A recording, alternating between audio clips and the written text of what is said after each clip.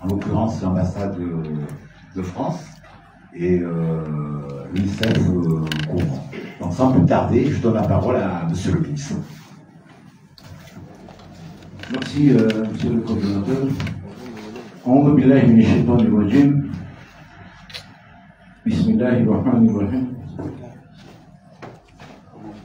Monsieur le représentant des institutions nationales et internationales, Monsieur le représentant de l'ambassade de France en Union des Comores, Monsieur le représentant de l'UNICEF, Monsieur le délégué à la gouvernance locale au gouvernorat de l'Azija, le cadi de Moroni, honorables invités en votre qualité, salam alaikum wa rahmatullahi wa barakatuh. C'est pour moi un grand plaisir et c'est avec responsabilité que je prends la parole ce matin pour procéder ensemble à l'ouverture de cet atelier dédié à l'élaboration du projet de décret relatif à l'Agence nationale de l'état civil et au centre d'enregistrement de l'état civil de notre pays. Il s'agit là d'un exercice visant à se conformer aux dispositions pertinentes de la loi du 27 juillet 2023 portant modification de la loi du 15 mai 1984 relative à l'état civil au commun. Fortement impulsé par son Excellence M. Azalia Soumani, président de l'Union des Comores, le processus de modernisation de l'état civil s'inscrit pleinement dans les objectifs du plan Comores émergent au regard de la consolidation de l'état de droit, de l'initiative continentale du programme africain accéléré pour l'amélioration de l'enregistrement des faits d'état civil et des engagements internationaux y afférents. En effet, l'Union des Comores a ratifié des traités qui prévoient le droit à l'enregistrement, en particulier la Charte africaine des droits et du bien-être de l'enfant, le protocole relatif à la Charte africaine des droits de l'homme, ainsi que le pacte international relatif aux droits civils et politiques et les traités de non-discrimination. Le projet appui à la modernisation de l'état civil aux Comores, AMEC, a réalisé dans sa première phase le rapport d'évaluation de notre système d'état civil suivant la grille APCRVS. Ce rapport constitue le fondement du plan stratégique de modernisation de l'état civil aux Comores, objet d'une validation politique par le gouvernement comorien en 2021.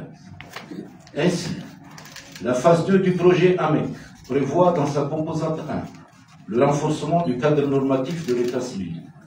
Les travaux concernant l'élaboration du décret sur l'Agence nationale de l'état civil en sont un élément majeur. En nous réunissant aujourd'hui, nous ne procédons pas seulement à l'exercice de style administratif ou juridique. Nous allons engager ensemble une réflexion de fond sur la manière dont notre État reconnaît, protège et accompagne chaque citoyen dès sa naissance et tout au long de sa vie au travers de son identité légale. Nous posons ainsi les bases et les modalités pratiques d'un système moderne, sécurisé et à même de garantir à tous ce droit fondamental que le droit de l'identité. En effet, l'état civil est une nécessité, il est le fondement même de la citoyenneté. Il ouvre la voie à l'éducation, à la santé, à la justice, au droit de vote, au droit à la propriété et au droit au travail. Il permet à l'État, enfin, de planifier ses politiques avec les données statistiques avérées et garantir l'égalité. Les données statistiques, le doyen des statistiques est là. C'est très important. Or, force est de constater que notre système d'état civil demeure aujourd'hui confronté à de nombreuses insuffisances. Une grande partie de notre population, notamment dans les zones rurales, reste encore en marge des dispositifs d'enregistrement. Les faits d'état civil sont trop souvent déclarés tardivement ou pas du tout. Nos structures manquent de coordination, d'uniformité, de moyens techniques et humains. Et surtout, nous ne disposons pas encore d'un cadre juridique clair, cohérent et opérationnel qui permettrait à l'ensemble du dispositif de fonctionner de manière efficace. C'est dans ce contexte que la création de l'Agence nationale de l'état civil représente une avancée structurante de notre système d'état civil. Cette agence a pour vocation de structurer, de moderniser d'unifier le système de gestion de l'état civil sur toute l'étendue du territoire national. Mais pour qu'elle puisse réellement remplir son rôle, il est impératif de lui donner les moyens légaux et institutionnels nécessaires. C'est là tout l'enjeu de ce décret. Honorable assistance, mesdames et messieurs, ce décret doit permettre de définir avec précision les missions, l'organisation et les responsabilités de l'annexe. Annexe, c'est l'abréviation de l'annexe. Réguler le rôle entre les niveaux central, régional et local. Nous connaissons tous les difficultés, les problèmes qu'il y a entre les mairies, les états civils dans les mairies, dans les préfectures, et même dans d'autres régions. Favoriser la digitalisation, la sécurisation, l'interconnexion des centres d'enregistrement, garantir l'accessibilité et l'inclusivité des systèmes, notamment pour les femmes, les enfants, les personnes vivant avec un handicap et les populations marginalisées. Comme vous pouvez le constater, ce chantier est très ambitieux. Mais nous y arriverons avec la bonne volonté. Il requiert la rigueur, la concertation et vision, car nous amorçons une véritable refondation de notre système d'état civil. Il ne s'agit pas seulement d'un texte juridique, mais il s'agit de traduire dans le droit une volonté collective de changement, d'égalité et de respect des droits humains. Avant de terminer, je tiens à rendre hommage à nos partenaires techniques et financiers, notamment la France, ici représentée à travers son ambassade, l'UNICEF, qui nous accompagne sans relâche dans cette réforme cruciale à travers ce projet. Leur engagement à nos côtés illustre, si besoin est, la solidarité et la confiance placée en notre pays. Je remercie également l'unité de gestion du projet AMEC pour les résultats déjà obtenus et l'exhorte à redoubler d'efforts et de diligence au service de la nation. Je salue enfin la présence de représentants de la société civile, des agents d'état civil, des experts juridiques des collectivités locales et de toutes celles et ceux qui, chaque jour, œuvrent sur le terrain pour un service public de qualité. Chers participants, je souhaite que cet atelier soit l'occasion d'un partage d'expertise, d'expériences et d'idées, mais surtout d'une concertation collective pour un cadre normatif solide, durable et applicable. Ce décret que nous allons forger ensemble doit être à l'image de notre ambition, un décret qui ne soit pas figé, mais évolutif. Je crois en vos capacités, en vos engagements professionnels, et je m'engage, pour ma part, en ma qualité de ministre chargé de la décentralisation, à défendre auprès du gouvernement ce décret pour son adoption dans les meilleurs délais. En déclarant cet atelier officiellement ouvert, je vous invite à prendre toute la mesure de la responsabilité qui est la nôtre, rendre visible chaque citoyenne et citoyen, garantir à chacun un nom, une date et une identité, ainsi qu'une histoire. C'est ainsi que nous pourrons construire une société plus juste, plus inclusive et plus forte. Vive la coopération internationale, vive l'union des Comores dans la paix et la stabilité, et je déclare ouvert cet atelier.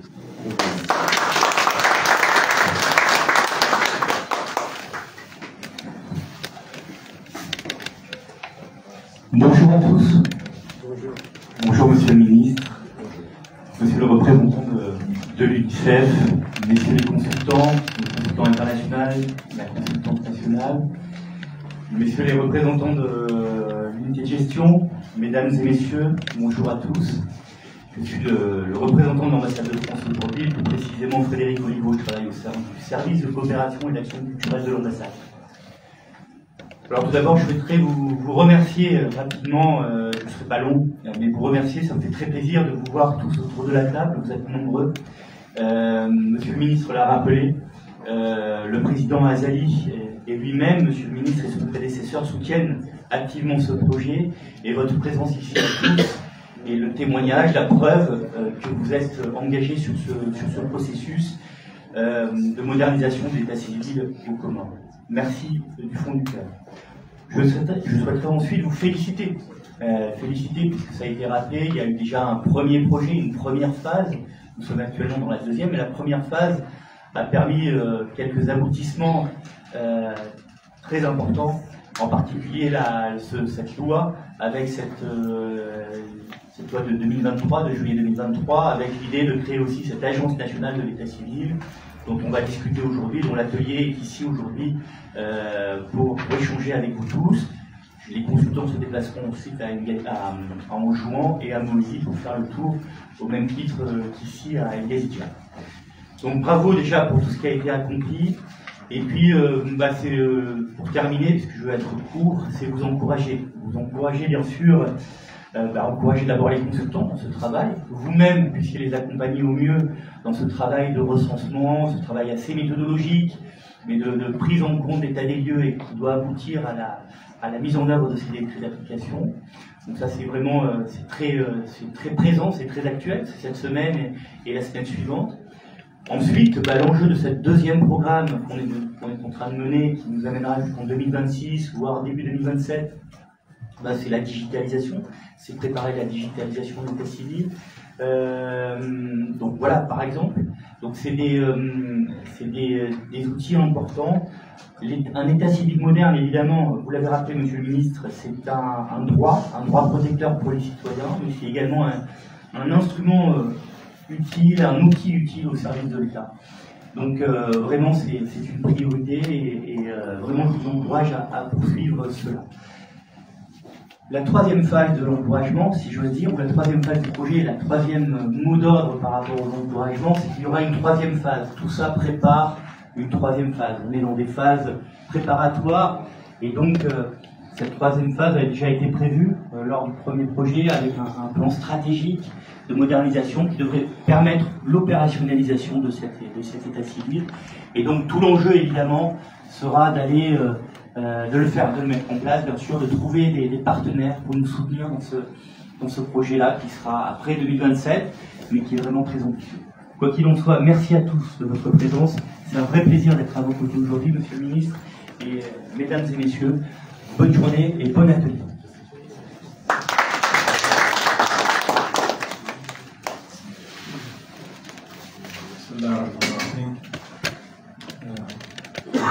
Assalamu alaikum wa rahmatullahi wa barakatuh.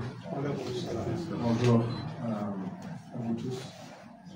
Monsieur le ministre de l'Intérieur, monsieur le représentant de l'ambassade de France, chers élus, mesdames et messieurs les représentants des institutions nationales, mesdames et messieurs les représentants des organisations de la société civile, honorable assistance, en beau rang, titre et qualité, chers partenaires techniques et financiers, monsieur le coordinateur, mesdames et messieurs les consultants, chers collègues du système des Nations Unies, distingués invités. C'est avec un profond respect que je prends la parole aujourd'hui au nom de l'UNICEF, à l'occasion de cet atelier décisif pour l'avenir de l'état civil aux Comores. Le lancement des travaux d'élaboration du projet de décret régissant l'Agence nationale de l'état civil, l'Union des Comores a franchi une étape importante dans son engagement pour la modernisation de son système d'état civil avec, comme l'a précisé, des citoyens. Car l'état civil, ce n'est pas qu'un registre. C'est ce qui permet à un enfant d'exister légalement, à une femme ou un homme de faire valoir ses droits après un événement majeur dans sa vie, à une famille d'accéder à la protection sociale, à un État de planifier, de protéger et de gouverner. Grâce au projet d'appui à la modernisation de l'état civil aux Comores, financé par l'ambassade de France en Union des Comores et mis en œuvre par le ministère de l'Intérieur avec l'appui technique de l'UNICEF, des avancées majeures ont été réalisées.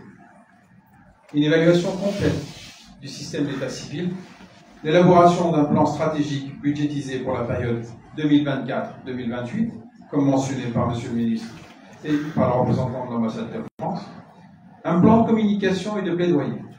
Il faut expliquer le projet, et comme l'a mentionné monsieur le ministre, il y a peut-être des points qui ne sont pas encore compris, qu'il faut expliciter et encourager les gens à adopter cette réforme. Une étude sur l'interconnexion des registres, la validation d'une politique nationale de l'état civil, et bien sûr, l'adoption de la nouvelle loi modernisant l'état civil. Aujourd'hui, nous entrons dans une phase tout aussi cruciale, la mise en place de l'Agence nationale de l'état civil aux Comores, pierre angulaire de cette réforme. L'élaboration du décret d'application prévu par la loi est une étape essentielle pour opérationnaliser cette agence qui aura pour mission de diriger, coordonner et impulser l'ensemble des activités liées à l'enregistrement des faits d'état civil. Ce processus d'élaboration du décret se veut inclusif et participatif. Il est fondamental que toutes les parties prenantes, institutions publiques, collectivités locales, sociétés civiles, partenaires techniques et financiers, soient pleinement impliqués. C'est à travers cette approche collaborative que nous pourrons garantir un texte réaliste, applicable et porteur de transformation durable. Par ailleurs, Monsieur le Ministre, chers collègues, pour que cette agence voie le jour dans des conditions viables, trois leviers devraient être activés dès maintenant. Une ligne budgétaire dédiée dans la prochaine loi de finances. Sans financement, il n'y aura pas d'agence. Une planification rigoureuse des ressources humaines, matérielles et techniques. Et l'identification des locaux adaptés pour que cette agence ait une existence concrète et visible. Et il nous revient à tous de faire ce plaidoyer, d'essayer d'activer l'ensemble de ces leviers pour que ces ressources soient identifiées et allouées pour que cette agence puisse remplir pleinement son rôle. L'UNICEF est fier d'accompagner cette dynamique à travers la seconde phase du projet de modernisation de l'état civil signé en juillet 2024. Cette phase vise à renforcer l'efficience du système d'enregistrement, à poser les bases d'une identité nationale biométrique et à produire des données fiables pour orienter les politiques publiques. Nous saluons l'engagement du gouvernement de l'Union des Comores, la mobilisation des partenaires et la participation active des acteurs nationaux. Nous remercions également l'ambassade de France en Union des Comores pour son appui constant. Enfin, nous réaffirmons notre engagement à accompagner l'Union des Comores dans cette transformation structurelle. Chaque naissance enregistrée est un droit reconnu. Chaque mariage, divorce ou événement majeur est une protection assurée. Chaque donnée fiable est une décision publique mieux orientée. L'état civil est un pilier de la réalisation des droits des plus vulnérables. Il est temps de lui donner les moyens de jouer pleinement son rôle.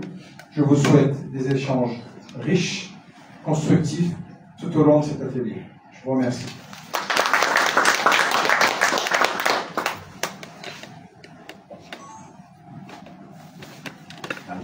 Honorables participants, nous allons procéder maintenant à une petite pause café jusqu'à 10h pour permettre aux autorités